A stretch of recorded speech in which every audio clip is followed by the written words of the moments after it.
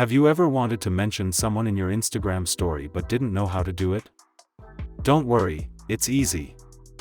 First, open your Instagram app and navigate to your story by swiping right from your Instagram feed. Now, take a photo or choose a photo or video from your camera roll that you want to share in your story. Next, tap the AA icon in the top right corner of the screen to add text to your story. Type the symbol followed by the username of the person you want to mention.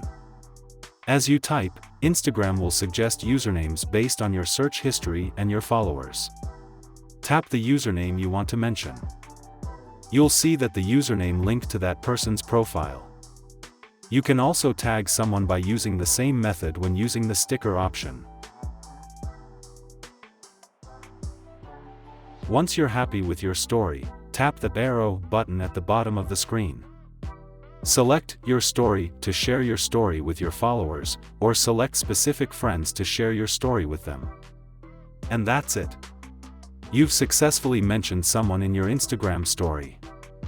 Now you can easily mention your friends and followers in your Instagram stories to share your experiences with them. Happy Instagramming!